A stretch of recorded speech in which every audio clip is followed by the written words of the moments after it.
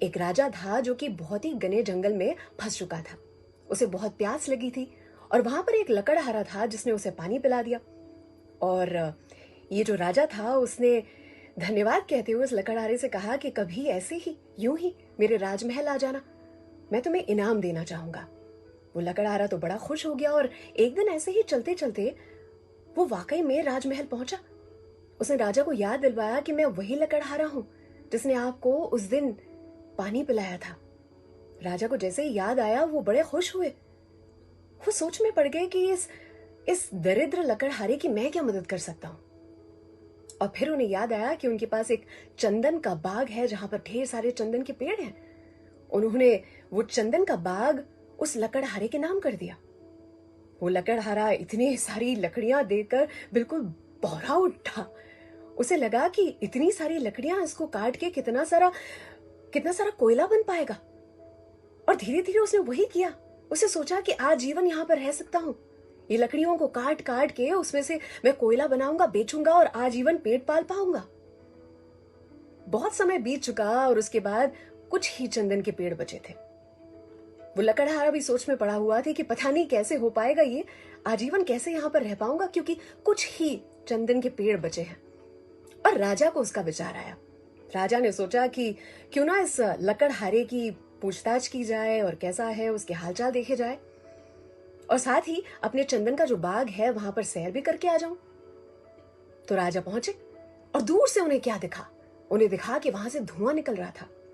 साथ ही उन्हें यह भी दिखा पास आते ही कि चंदन जल रहा था। वो जगह जो थी बिल्कुल वीरान हो चुकी थी, बंजर हो चुकी थी। बहुत ही कम पेड़ बचे थे। उन्होंने इस लकड़हारे को देखते ही पूछा, ये तुम क्या कर रहे हो? लकड़हारे ने जैसे ही राजा को देखा वो उनका सत्कार करने के लिए उठा और इतने में राजा ने उससे कहा कि ये तुमने यहां पर किया क्या है? लकड़हारे ने धन्यवाद कहते हुए कहा कि राजा जी, आपने ये जो किया है ना, उसी की बदौलत मैं अब तक जिंदा रह पाया हूं। पर अब बहुत ही कम चंदन के पेड़ बचे हैं। कृपया कर अगर ऐसा कोई दूसरा बाग हो तो वो भी मुझे दे दीजिए। राजा समझ गए कि आखिर हो क्या रहा था। राजा ने कहा कि ये सारा कोयला जो तुमने बनाया है ना, वो यहीं कहीं छोड़ दो।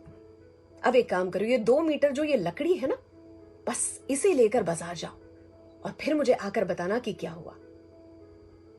अब लकड़हारा भी कंफ्यूज हो चुका था। उसने सोचा कि मैं इतनी मेहनत से कोयले बना रहा हूं और राजा जी कह रहे हैं कि लकड़ी लेकर जाओ।